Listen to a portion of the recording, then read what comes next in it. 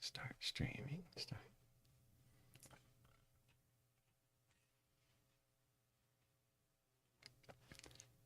Now, a Hutch's weather update with Chief Meteorologist Hutch Johnson, brought to you by Robert Gibb and Sons.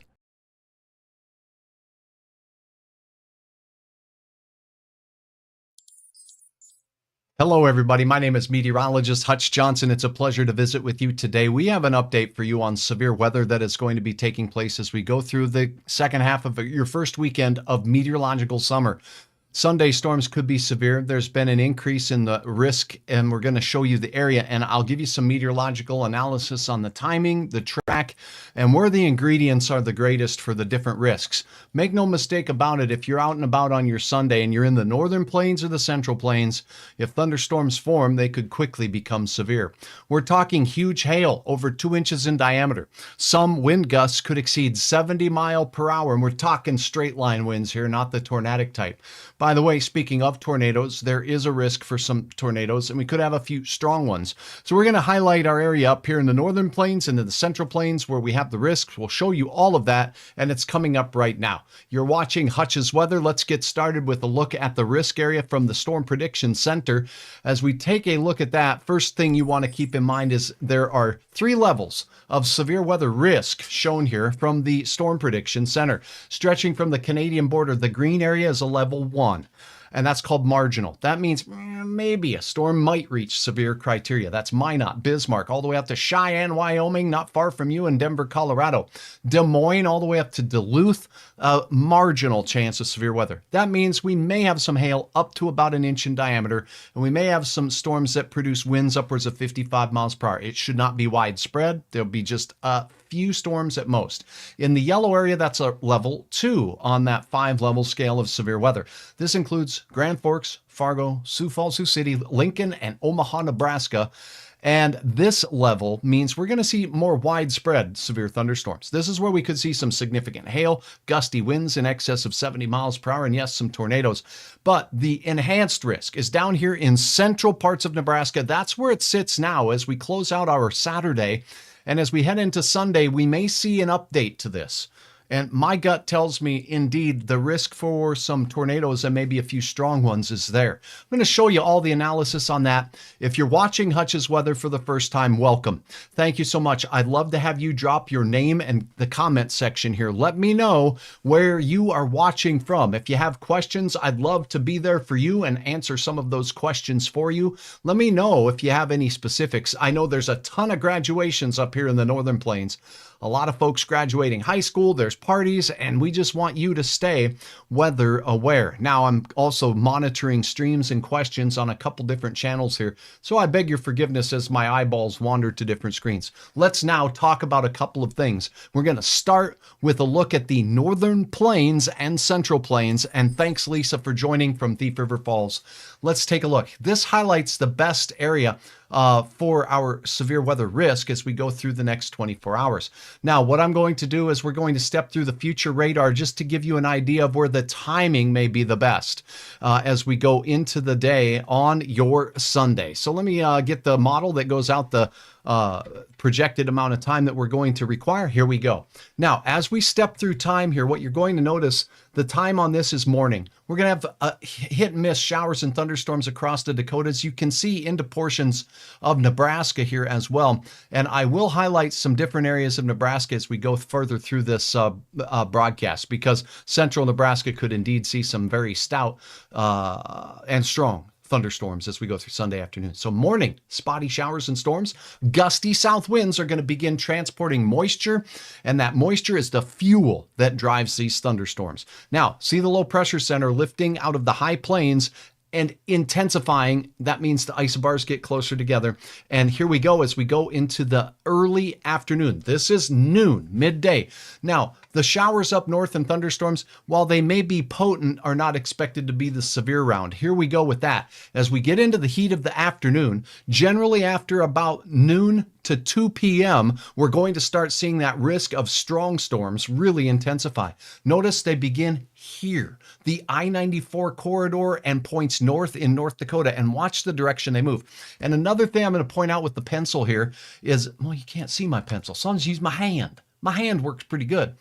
This is a warm front, folks. Along warm fronts, we have a little enhanced area of spin in the atmosphere. So for my viewers in North Dakota and in parts of western Minnesota and in South Dakota, when these systems first fire, that's when they'll have the most energy, particularly right along the southern flange of the storms. This activity up north will be more garden variety showers and rumbles of thunder.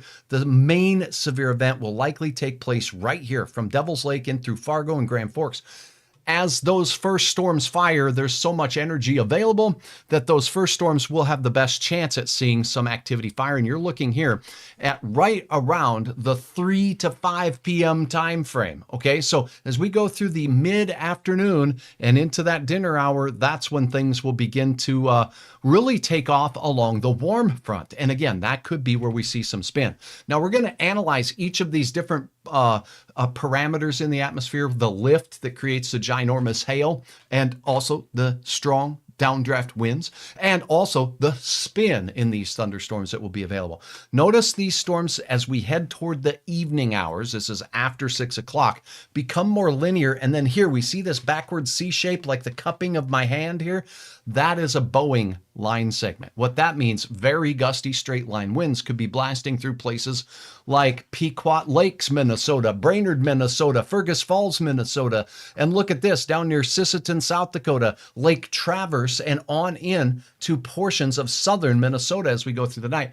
It becomes more of a wind event and a hail event as we head into the deep overnight hours. The storms are all but done by the time we hit the 10 o'clock hour here in the Red River Valley of North Dakota. And things are really getting going down in portions of Nebraska, rather, as we carry our way through the late afternoon and evening. So here's your storms moving through Nebraska. You can see those. The timing on those in central Nebraska will be the mid-afternoon into the early evening hours, and then heading right into Lincoln and Omaha and Sioux City, Iowa. All of those places, you'll have a chance for some of those stout storms. That's a look at the future radar and the track and the timing of the storms. Many models agree, but I will caution you, as a meteorologist, they don't always agree on the exact track. And honestly, we don't have the skill to tell you where one little pimple of a 10-mile wide storm is going to form on these maps. But it does give us an idea where the energy is. And that's what we're going to look at next. So we've looked at the Storm Prediction Center's forecast and outlook. We're looked at the future radar here. Now we're going to shift gears and we're heading up and we're going to look at some lift in the atmosphere. Where's the large hail? The last ingredient you're going to want to stick around for, folks, and that's the spin in the atmosphere. I see some areas where I am concerned about the potential for some pretty strong tornadoes, even in the slight risk area here in North Dakota and South Dakota. Let me show you what I mean. Now, as we go through, let's go ahead and take a peek then at some severe weather parameters here, and we're going to look at the lift in the atmosphere. The more lift we have, then the larger hailstones that we can support. And by lift, we don't often walk down the street and notice things like, oh, the wind is blowing straight up into the sky and my skirt is blowing up. That doesn't happen to us every day.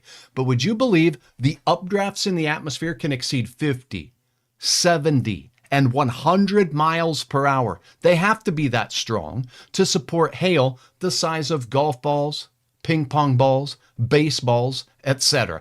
We're going to look at CAPE. That's the convective atmospheric potential energy. What you're looking at here, folks, is where that energy is increasing as we go through Sunday morning. Okay, so that energy lifts into North Dakota, and then right in time for the heating of the day, it takes off. Do you see these areas of bright red here? That energy is very strong, but it's kind of focused here in the southeastern quadrant of North Dakota and most of eastern South Dakota. Look at this. Central Nebraska. Wow, a lot of it. This is also out toward the Panhandle there, not far from you in Scotts Bluff, north of you folks in North Platte, Nebraska. So that's where that energy will be peaking at the perfect time of the day. Brenda, thanks for sharing stars on Facebook. If you're watching on YouTube, I would love to have you subscribe. Please hit the subscribe button. And if you like what you're seeing here, I'd love to see the like buttons as well. So I'm monitoring all my channels here right quick while we look for your questions. Tammy, good to have you on. I appreciate you. Sandy, for watching. Cheryl, where are you watching from? Park Rapids. Hey, Kayla, good to have you on from Bemidji. All right, this is a look at what we are expecting with regards to the track of the lift in the storm and where that energy is the greatest. So here we go. We showed you some red focusing in and around Fargo. So there's going to be about 3,000 joules of CAPE, we call it, or upward velocity, and that can support some sizable hail. Same thing goes for the high plains there in western Nebraska as we go through the early afternoon. As we go toward the later part of the night now, we're getting into after dinner hour. You see that there's that energy building in places like Omaha, Nebraska and Lincoln, Nebraska. And then it wanes as we go into the late night hours. This is a good sign for how long will the storms last into the deep overnight too, right? That's why on the Storm Prediction Center's outlook, check this out. It went to green on the right side, right? So let me show you this. Again, Storm Prediction Center says the risk for severe weather in Minneapolis, Waterloo, and Des Moines is lower because when we get to the nighttime hours, there's not that support we need for these storms to really rock all night long. Watching from Dilworth, Paula, good to have you on board. Brenda, thank you for watching. Cindy and Plummer, hello, howdy do. Now let's take a look. I promised you a look at the spin in the atmosphere. And we're going to take a look at that real quick. And we're going to do it right now. So let's get back to this. And I'm going to, let's see if it's still up here. Okay, here we go. And I'm going to load up the model that goes out a little bit farther. Okay, here we go. Now we're going to look at a couple of different models on this, not just one. Okay, and we're going to look at some severe weather parameter that includes, this is called the significant tornado parameter. So we can calculate based on all the parameters in the atmosphere where we have that spin, that tight rotation and spin in the atmosphere. Are you ready to see this? The brighter the color is, the greater the spin is in the atmosphere and the higher the tornado parameter is. As we go into the afternoon, look what's happening along that warm front that I was showing you on the hour-by-hour forecast a minute ago. Right here from near Bismarck, this is basically in that Kidder County area all the way out to Fargo-Moorhead, we have some tornado parameter. But do you see it getting red here? Check that out. Let me give you the timing on that so you can see.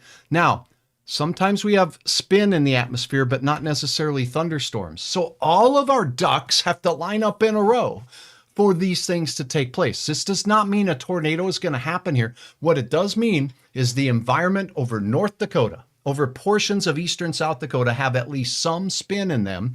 And when we take a look at these, the timing on this is in the mid-afternoon around 4 p.m. So I'm going to click on one of these red areas here in North Dakota, not far from places like Buffalo, North Dakota.